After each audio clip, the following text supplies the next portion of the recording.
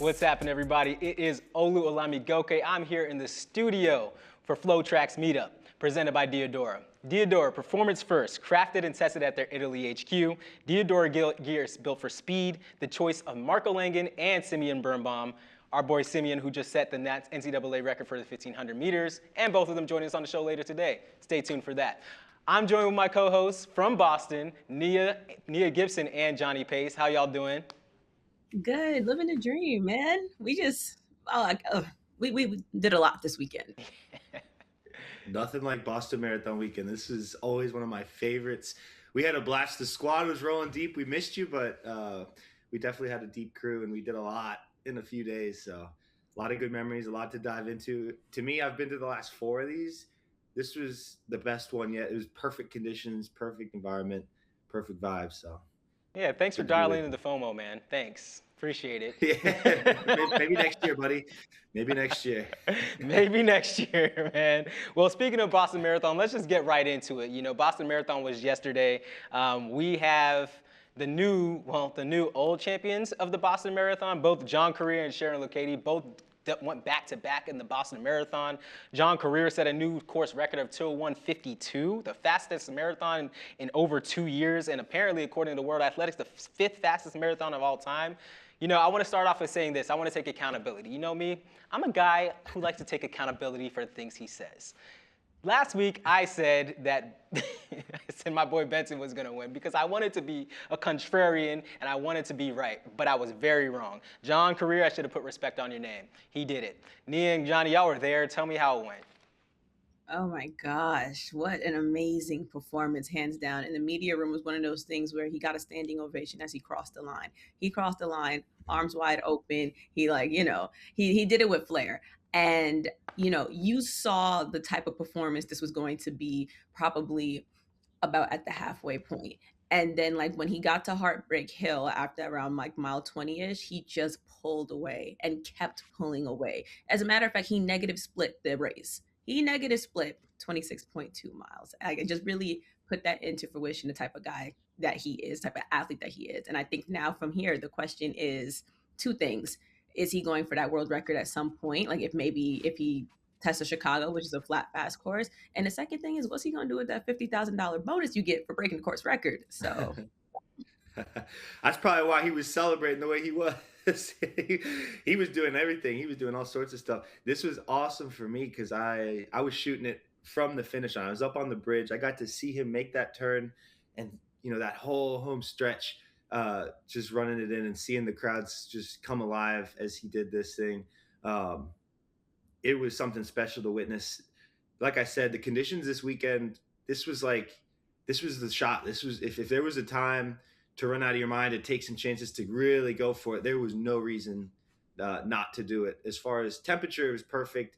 There was nothing to hold back on because it didn't have to be that way because there wasn't poor conditions.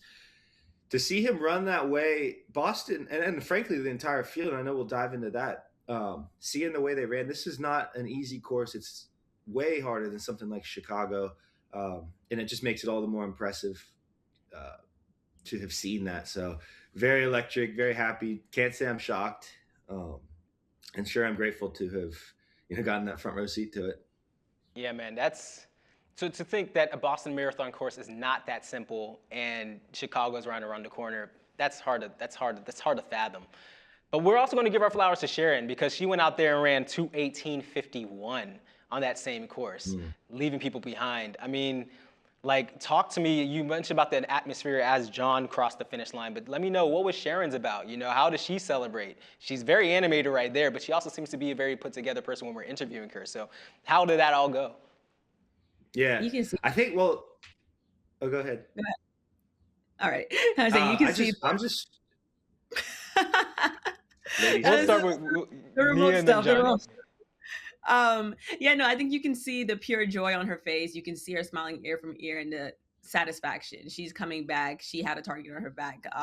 Defending champion. It was able to defend said champion. And it was one of those fields where it had an unusual amount of American depth in there. You had people who could potentially touch Sharon, but Sharon also, she ran a very tactical race. as a matter of fact, there, like towards the end, one of her last miles was 4:37, just to put in fruition how fast she is and how much she kind of like put the burners on. It was like, okay, this is my moment. It was such a tactical race. And a lot of them say the same thing pre-race, where it's like, we don't necessarily have a method or a plan, or we'll talk right before the race starts, but it's just like knowing to kind of go with the vibe and then also adapt and make sure that your strategy is adaptable. And I think she kind of did that textbook. So I'm really interested to see, one, what her next race is, and two, what she's going to do. I think she's won a world major before. We already know she has the confidence. We already know she has the drive. But what is this going to do for her career moving forward? Another world major marathon under her belt. Another one. Johnny, what you have to say about that? Yeah, what an electric moment. She's got such personality. Yeah, it's contagious, and I just really want to see. I really want to see her and Helen Obiri line up. These are two athletes that train in the U.S., so we get a little bit more insight into it. And it's just cool to see them both. Helen's going to be racing in London next week, so I love a good showdown um, versus when somebody just runs away with it. Um, and so I feel like on a given day, like a Helen or a Sharon are going to be. It could go one way or the other, and so um, I'm excited for matchups to come. And yes, definitely also was impressed with the how the Americans showed up. Is they had a lot of ladies from the last several years that maybe haven't all lined up at the same time, but seeing the depth there was really interesting, and it really paid out for them as well. So really excellent ladies race. Yeah, let's go ahead and give our flowers to some of these Americans, as a matter of fact. I mean, Jess McClain, she ran 2:20:49. She ran the fastest time by an American in Boston at the marathon. Nia and I, we actually had a chance to talk to Jess, what was it, 2-3 weeks ago now, at the 10 in San Juan Capistrano, beautiful California. She said she was going out there just, dropping down, getting some foot speed. But, I mean, Nia, you've had a chance to connect with her more times than that. So did you have a chance to talk to her after this race? Yeah, we spoke to her after, and it was one of those things where Jess is she's always a joy to talk to, and she always is someone you leave feeling motivated to do something. If you felt like you wanted to go to the gym, you didn't want to, but after talking to Jess, you're like, you know what? Let me tighten up. And I think a lot of that comes from just her experience in the game and her attitude towards certain stuff and how she goes about dealing with things. In the race, for example, she dropped the bottle and she went back for it and then just kept the race going and did what she could do, but not too much to catch up with the pack, and then could keep running her race. And she joked, she said, listen, I've been veered off course for a half a mile. What's going back 10 seconds for my bottle? Because she also knew from her experience the fuel, hydration, the carbs that she needed to continue going in a certain time.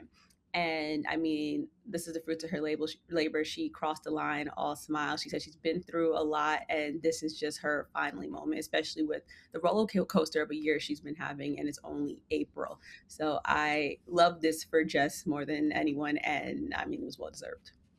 Yeah, it was very inspiring to see. Johnny, did you have any takes on that? She's very easy to root for. Her journey's been so cool, and I'm just impressed that when we did the preview show, that Vanessa called it down to the T, and it was cool because they have a lot of history together, and I loved. She kind of made a pretty bold take, and to see that come perfectly true was awesome. Got to see Jess a little bit after the race, and she was just all smiles. And again, we're going to be seeing a lot more from her, I have a feeling. Yeah, for sure. I mean, to your point, Nia, I do feel like Jess will make you feel like you got superpowers. She makes me feel like I could put some shoes on and go run a marathon. It's not happening, but she makes me feel like it, though. You know what I'm saying? Just like our boy Zuhair Taubi, I mean, new American best again on the men's side. He ran 2:03:15, the fastest time by an American in Boston in 15 years. Johnny, you've run many marathons yourself. Walk me through the recipe of how Zuhair made that happen. Okay, man, this is you can go watch the latest Workout Wednesday for exactly how he made it happen, but this is like, we saw Conor Mantz run the American record in Chicago in the fall, and it wasn't necessarily clear who else was going to challenge him or push him, but now we have this slew of American men that are all making plays, and frankly I think Zuhair beat Conor's time by a minute, if I have that right, but over a minute. Yeah, what the heck? Like, it's unthinkable on a course like Boston, nonetheless. we now have a really great dynasty of American marathoners. It's crazy to me, having run Chicago and Boston. Chicago, I would take 10 times out of 10. It's flat, it's fast. But like I said, this was a perfect day in Boston. It's maybe, I spoke with Jack Fleming, the meet director of the Boston Marathon, a couple times yesterday, and he basically said this reminded him of 2011. It was so that's 15 years. It's kind of like all the stars aligned yesterday. Um, for John Korir, for Zuhair. This was a perfect day, and maybe not one that we'll see for a while, and I don't think we will. But they made the most of that opportunity in that window, and and not even beyond Zuhair, Charles Hicks shortly behind him, also dipping under Connor's time, and then a slew of American men shortly to follow. It just makes me really excited about where American marathoning's heading, and just kudos to him. I wish that record would count, but I think he'll have other opportunities. Fair enough. I mean, I will say this. We had trackflation. Is this the beginning of marathonflation? Stay tuned and find out sometime in the future. Tell you what, I'll put my fortune in. John's going to break 2 hours at some point. Well, there we go. You heard it here first. I mean, I'm sure people heard it elsewhere too, because after you drop into 201, like out of that, like in Boston, I think that's kind of a given, but you know how these sports go. But if it's not John, it's going to be somebody else, because to Johnny's point, we have a very, very, very vast depth of talent that's coming through on the American side right now. So very excited to see where that heads. Another thing I'm really excited to see is you guys head down, 95 South, get down to Philly this weekend for Penn Relays, the one and only. So us East Coast people, we know the value of Penn Relays. I think the track fandom in general knows how important that is. And we have none other than Quincy Wilson. The man needs no introduction. He's in his senior year. He's going for this championship of American high school 4x400 meter record. Last year, Quincy and his Bullis Bulldogs went out there and ran 3:06:31. They finished second and still set the U.S. #1 time all time. Quincy, as you see him in that photo right there, is dropping a 43.99 split, like he's paying for something at the store. 43.99 as a junior in high school. And if he did that last year and got second, what type of fire, Nia, do you think is underneath his feet to get that done this year?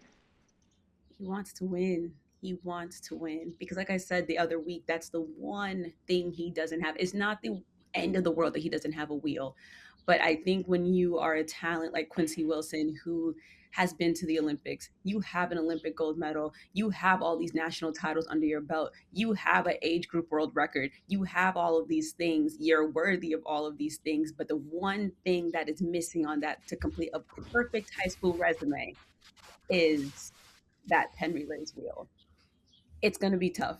You know what I mean? It's going to be tough. It's going to be hard. But I think he's going to come in with the fire under his belly. And I think he's going to lower his split from last year. I think he's going to have to lower his split from last year. I think we're going to see something incredible, whether it's a 43.7, 43.5, but he's definitely going sub 44 again. Yeah. I think that the sense is, I was about to say something, but then I just thought about what I was going to say. I think it's a given he's going to go sub 44 as a high schooler. And I know we get spoiled by his performances and what he's been doing for the past 2+ years, but like, it's never gonna get lost on me that this boy is, and I don't mean to say boy disrespectful, he's a man running times, but he can't buy a drink yet. Like, what is going on here? Yeah, can he even vote? I mean, I think he could vote. He could vote as of like 2 months ago or something. So he can vote in this midterms. That's about it. Like he's running and dropping grown man times, and he's dropping 44s, and he's been 17, 16 all along. I mean, it's nuts. It's nuts. Before we move on, because the girls' side, we got a little bit of talent as well, especially with Bullis. But I wanted to know, Nia, you talked about this before. I want to come back to you. You know, there's some certain roadblocks that are going to make this quite difficult for the Bulldogs from Bullis to get this done. What do those roadblocks look like, and why is it going to be such a challenge? Those roadblocks look like Kingston College and Jamaica College, and it's because they have this level of depth that I think a lot of U.S. teams don't have right now. And they are also peaking right now, which a lot of US teams aren't doing right this second. And again, I said this last week, I'm going to say it again. I really, really, really encourage everyone to look at those results from champs. They, like, Casey has a lot of talent from their 400 hurdlers who can hop on that relay and their pure quarter milers. And then they have a couple of short sprinters that can give them a solid leg too, maybe like a 47 here or there. But I really encourage you guys to look at those results because it's not going to be easy. Last year, when Kingston College four-peated, that wasn't even their strong team. They had to leave their strongest leg at home due to injury. So, just like high schools here, where you lose athletes because they've graduated and moved on, Kingston College has also done that. So there's that argument that are they as strong as they were last year? Because last year they had a very strong team and they had a ton of depth. But I think it's something that we'll see. Jamaica College was it's not unusually, but like they were very strong this year. At chance they actually ended up winning on the boys' side because they like scored up like a point system like in the NCAA's. So I'm telling you, like those are the two. I look out for them. Yeah. Okay. Okay. Well, hey, I've been doing my research. I think it's gonna be intense. Johnny, what do you think? Okay, I just wanted to shout out, the Penn Relay is obviously a tremendous opportunity for Jamaican schools.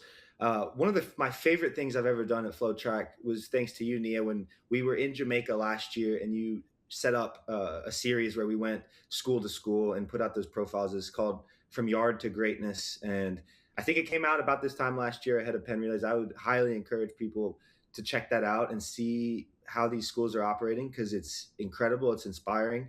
And I think it gives a lot of color to this incredible, matchup of schools. So thank you, Nia, for making that happen last year.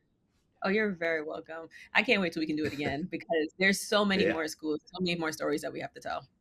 Yeah, it's beautiful. It's beautiful. Oh man, I wish I was here for that. Dang, y'all hit me with y'all just doubling up. Just you weren't here for this, you weren't here for that. Oh man, I thought we were friends, but okay. We'll get you on the sequel. Just rub it in. We'll get you next time. Okay, yeah, okay. Season 2. Okay, see, season 2. I'm taking notes, by the way. This is filled with notes of where I'm coming to get my get back. Okay. Let's move on to the next race at Penn Relays that we have our eyes on: the Olympic Development Women's 400. And Sage Hurta-Klecker, coming off of her PR indoors of 158.78. She's coming down in the 800. She's coming down and get that foot speed in the 400. And you see that game face Sage has got on. So what are we even going to expect out of her in this 400? And what do we think she's going to use? How do we think she's going to use this to set up her season? Johnny, I want to send that to you because you're a little bit more versed on the mid-distance side. Yeah, well, Sage is really coming to her own form, and it's cool to see her and her husband, Joe Klecker, who obviously raced this weekend, just continue to build in their careers. And Sage has always been, very, very dialed with her speed. And I think to really excel at any event, you need to go over and under distance. And so this makes perfect sense. I think she's going to contend to win this thing because she's a competitor and she's got that crazy speed. It's going to serve her super well for the rest of the year. But yeah, getting that speed is how you become a great 800 runner. So I can't wait to see that. And if it's anything like Joe's race, I think the Klecker household has been, doing their prep the right way. So for sure, I'm sure she's in good shape.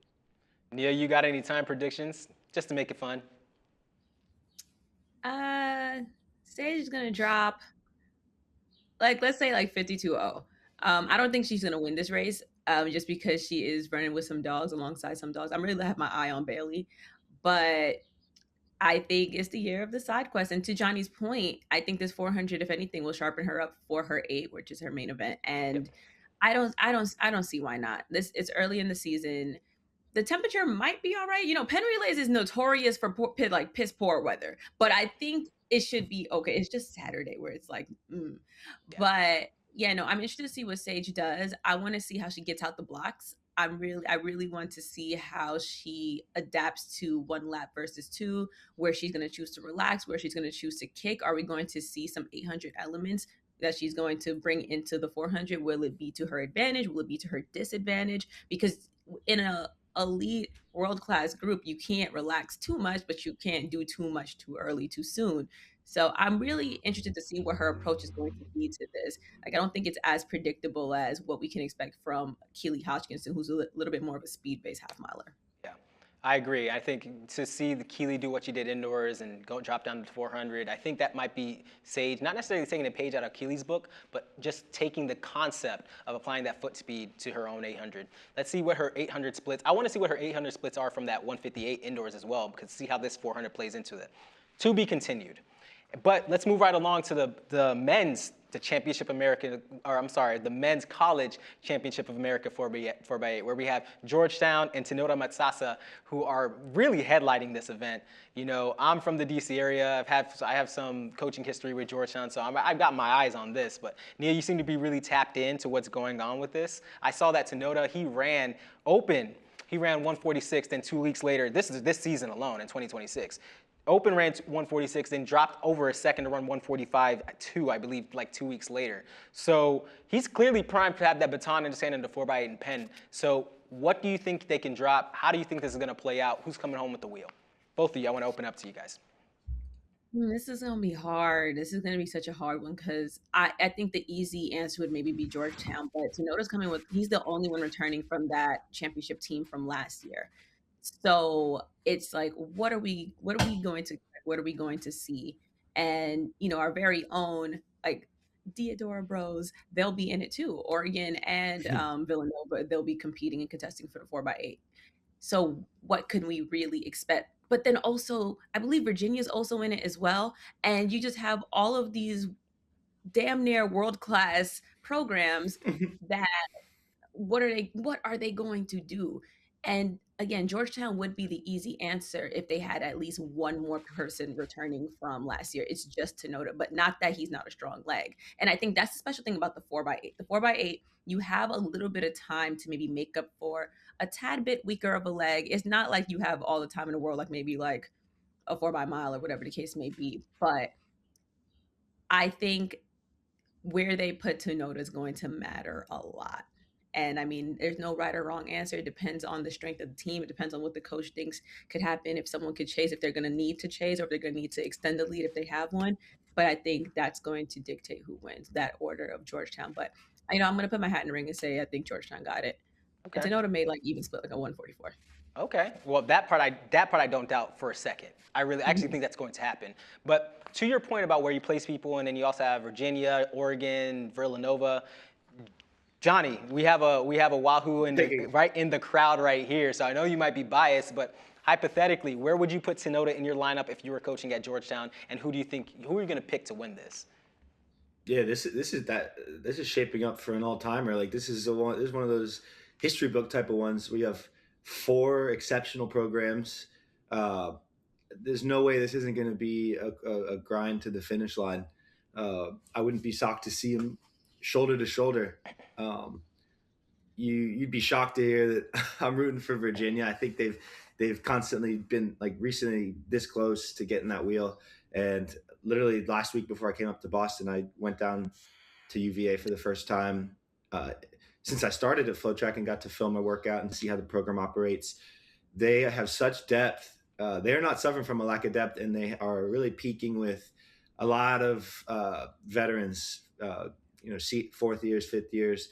That I really think this, if they do things right, this could be their big moment. But it's going to be down to the wire. Tenoda, I would think he would need to be the last leg because they're going to put a lot of their big dogs to get that win. They need to. It's not only ability, but it's also who can dig really deep and win at any cost. If is Marco in this one?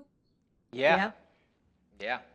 I mean, Marco's he's gonna leave it all out there, and Simeon obviously. This is one I think everybody should tune in for. It could go any way, and it's gonna be an all timer. Yeah, it's gonna be good. Also, Penn can do something. There's something in the air. Speaking of Marco and Simeon, I had a chance to talk with them earlier today. Let's see how that conversation went. We are joined by the one, the only Simeon Birnbaum and Marco Langon, two of Diadora's finest athletes and two of the finest athletes to ever touch a track in the NCAA. Simeon, Marco, welcome to the show. It's good to have you guys back. How are you feeling? Good. Doing Yeah, good. thanks. Thank you. Yeah. So, we both have had a chance we've had a chance to talk to you guys at different times this season. I mean, Marco, we talked to you more recently. Simeon, we talked to you back when we were in our last office. But since then, I mean, both of you guys are All-American again. Simeon has just set the new collegiate record in the 1,500 meters with a 3:31.69. So let's just dive in right there. Simeon, how does it feel to get that record in the 1,500 in college that you had from when you were in high school? Yeah, I mean, I did what I set out to do. The last month, I knew I was in great shape, and it was just about getting out there and doing it. And we had a nice day, and so I went out there and did it. Marco, how do you feel about how your season's going now? Like, what are you looking forward to competition-wise? Where are you at? Where's your head at? Yeah, I'm just here to win Penn Relays and win NCAAs in June. That's all I care about. And that's all the entire point of the sport is. You win when it matters. That's really all it is. So what would it be like? What would it mean to you? What's the significance of coming home with the wheel in both of those events this weekend? It's a Villanova tradition to win both the relays or as many relays as you possibly can. We don't want to come away this weekend without any wheels, so it's just about coming together as a team and being the anchor leg, knowing that you're going to do anything that you can do to win. I don't know what events I'm going to do at Penn Relays. I mean, whatever event I am in, I think we're going to win. But I think, we don't even know exactly who we're bringing yet. But we're going to have squads there, and we're going to be ready to go for sure. And, Penn is one of the I feel like the only in-season meets that's kind of worthwhile. Yep. Everything else, it's if you win, it's all right, but it's not super cool. But Penn, I feel like it has a bit of meaning to it, and so we're definitely be ready to go. I mean, we're still looking very far ahead, but really we know the outdoor season ends like that. When we get to the national championship, what would be a successful championship for you, Marco? Common sense.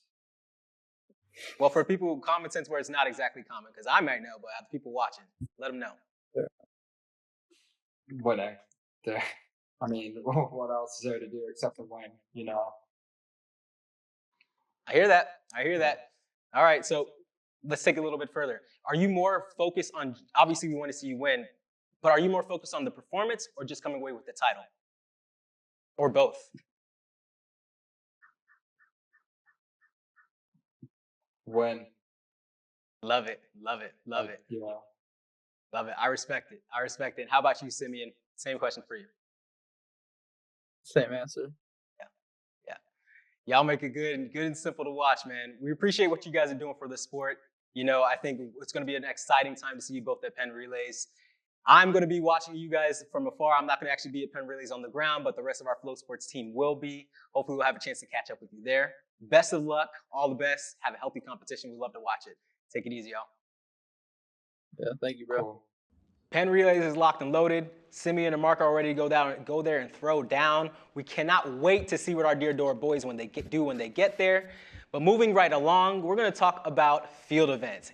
Brought to you by yours truly. Nia, you saw it. Johnny, you saw it. Alexis Brown, 7:07, world lead, personal best.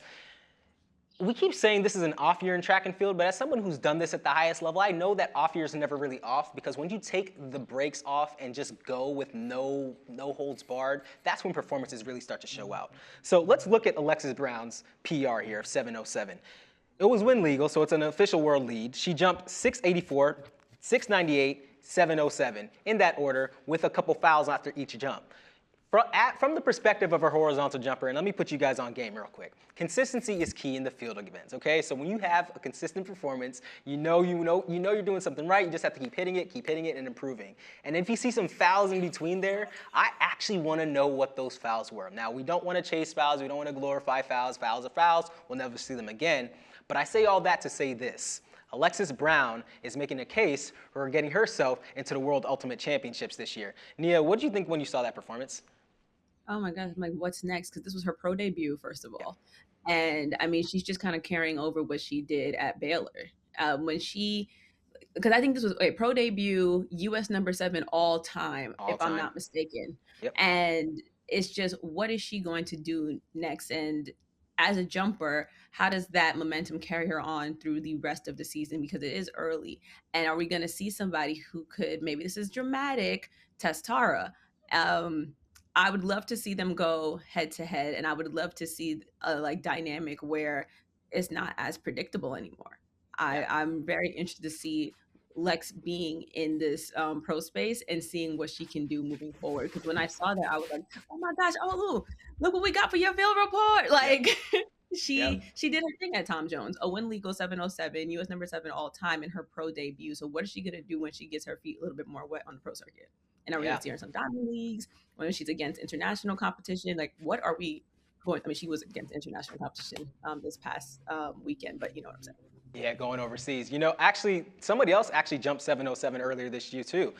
Our girl Monet Nichols. And I've talked about this a few weeks ago. Hers was windy, but I say it often. When you're in the 2 to 3.0 wind range and you've jumped a certain mark, you can come back and do that wind legal. So to your point, I don't think the long jump on the women's side is predictable at all this year. Johnny, have you ever gotten your feet in the sand before, man? I never have, and I don't know if I ever will, man. You gotta give me some lessons, but it's cool to hear you talk about it, and I'm learning so much just having you put some exposure on it. So Yeah, man. no, I don't know how. Actually, I take that back. I did it in middle school. We did middle school track and field, part of PE, and I'll tell you, I'll give you a preview. I did not do very well. I did not have a future in the field events. Well, you know what's funny about that? If you need to take notes, you can take notes from this young woman. That's a young woman. I mean, this little girl who we're about to show right here.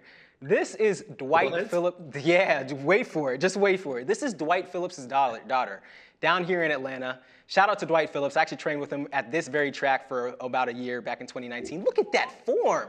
Look, how is a child committing to the board with that leg shoot, the takeoff knee, the knee drive, all. Johnny, if you want to get your feet in the sand, take notes from this little lady right here. She's fearless. And if you want to take notes on how to, this is crazy. This is crazy. So actually in the comments, and this is funny because I wish I was there with that training session. This must have happened a couple weeks ago. But when I was training with Dwight, I don't think she was even born yet. But I would love to talk to DP about what is even going through his mind. Because if you ask me, this is why trackflation exists, because you have Olympic and world champions having their youth who are not even touching 3 years old, legs shooting through the pit when they're barely even yay high. So Johnny, if you want to learn how to long jump, look at that. Shoot, I need to take my own notes too. Dwight, whatever you're doing, keep doing it, but also to the point that you made in your comment section, be the mature parent and don't screw everybody else over, because if she's 2, 3 years old doing this, everybody's in trouble. And now for what's hot. So let's talk about this. Everybody's making a big fuss about all these athletes switching allegiance from wherever country they are to Turkey. So clearly, Turkey is out here recruiting, which, as an athlete, I understand it. But World Athletics has moved to deny 11 athletes' request to transfer allegiance to Turkey. Favor Ophelia is one of them. There are a number of others as well. So I actually want to open up to you guys before I give you guys my take on this. Johnny, what do you feel about like when you see athletes trying to switch allegiance and then that being blocked?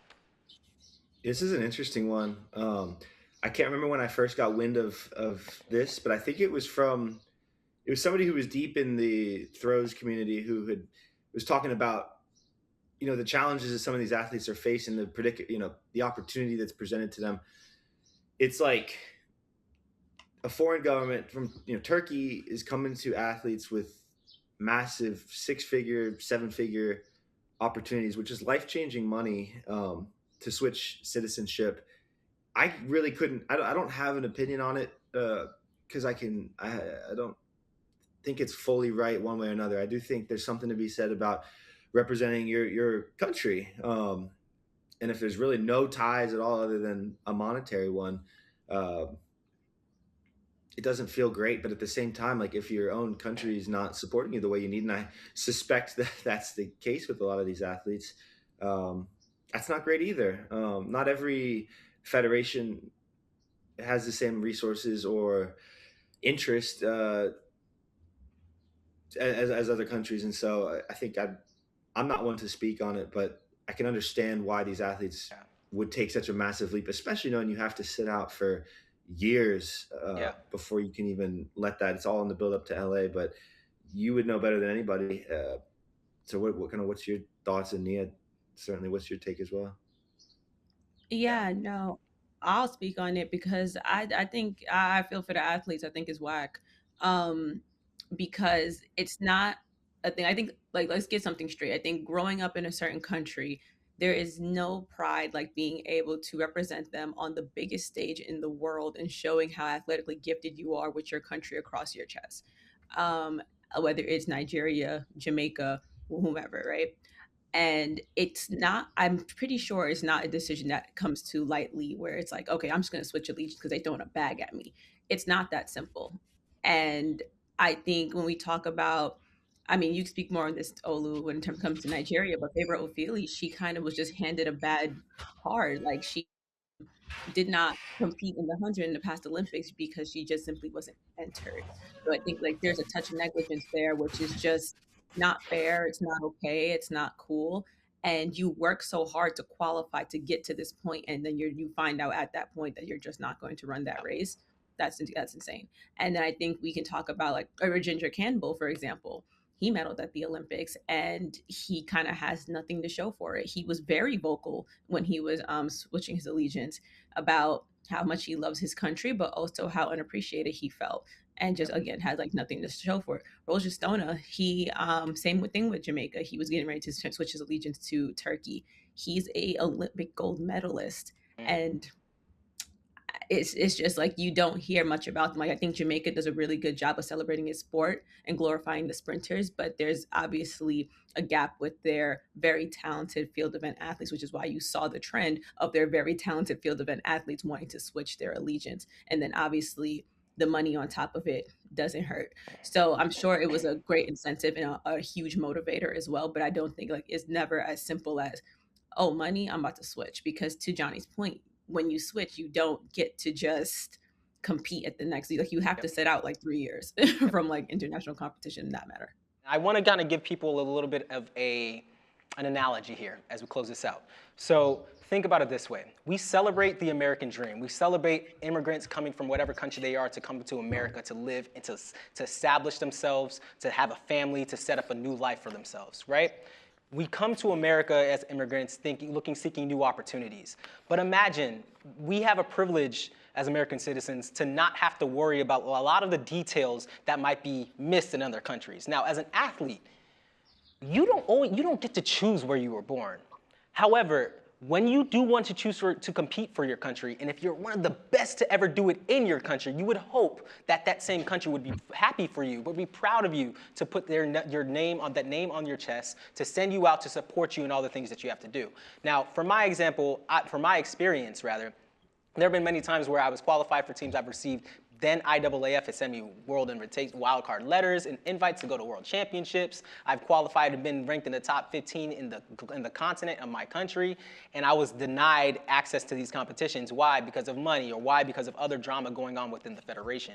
So when you are an athlete witnessing these other athletes switch, it is not just about the money. And this is to calm the comment section down for a second, because I'm going to take it there. If you do not know what it's like to compete for a country, to bust your butt to be the best in the world, show up to the Olympic Games in Tokyo, get there, and 2 days before your competition realize you're not eligible to compete, not because of something you did, but your federation did not do, you have no right to speak up and say whether it's right or wrong for someone to switch their allegiance. Going back to my analogy about citizenship, if you see there is further opportunity in another country for you, it would be right for you and your family and your own personal well-being to go switch to that country. Now, if Turkey is doing this legally, they're simply giving these athletes a path to citizenship within their country. They're not just saying, take this passport and you're Turkish. They're saying, we can bring you over here. We can take you through our naturalization process. We can help you financially as you do this and help you keep training, and you'll be a legal Turkish citizen. And to you guys' point, you don't get to just swap citizenship and go compete like nothing ever else happened.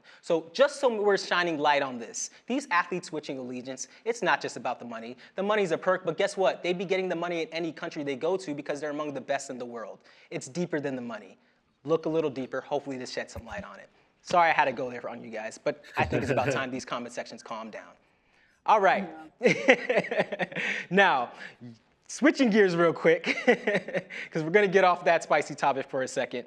I just want to make a note that you guys were actually in Boston and you had a chance to go to Marathon Sports and get fitted in Diadora kit and go through the whole 9. So we're actually going to take you guys through that little session y'all had up in Boston, yet the 3rd instance of FOMO for me, and let everybody else see how it went. Do you want to scan your feet now? Yeah? And are you Always wanted to do this. Yeah, it's super cool, right? You got some pretty high arches. Jeez.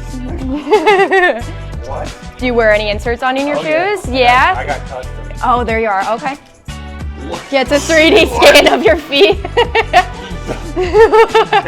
How do you even capture this? Diadora. So this is going to give you a little bit more structure. So it has that nice soft footbed, but it's going to give your foot a little bit more guidance. I might like the first 2 better. You like the first 2 better? Those are your top 2 out of the Yeah. 3? Do you want to try an insert now that we narrowed down the shoe and see how that feels? Yeah. Let's do it. All right. All right, so this is the insert, just going to help fill in that gap of your arch, help activate those muscles, and then take that pressure off that heel. Okay. Oh yeah, I feel it. Yeah, like I said, they had fun in Boston without me. Nia, Johnny, y'all can talk about this Diadora fitting that you had at Marathon Sports. Tell me all about it. I had fun. It was a lot of fun, as you can see. Yeah, this is a cool spot. To me, it's like a classic running store. It's a runner's running store. Like that thing had posters and memorabilia from the whole history of Boston, the Boston Marathon. It was sick that it sat right on the course. The team there was super cool and welcoming, and learned a lot. I learned that my arches are like 99th percentile high. They're not there at all. So that was good information, especially as I get ready to head over to London tomorrow to race the marathon in London. So certainly appreciated them having us. And I'll tell you what, Diadora makes some good gear. Performance tested, crafted in the Italy HQ, man. That's right. So that is all we. Oh, I'm sorry. Go ahead, Nia. Oh, no, I was saying, oh, yeah, I was agreeing with y'all. Yeah. So, I didn't get to taste it, but I got my Diadoras on my feet right here, and I'm going to be just fine with them, even though I wasn't in Boston. So, and that's all we got for FloTrack's meetup today, presented by Diadora. Thanks for tuning in. You guys can catch us on all the socials, Instagram, YouTube. Sound out in the comments. Let us know about the topics we talked about today. Let us know if they hit you down in the heart where they should. We'll catch you on the next one. Peace. See ya.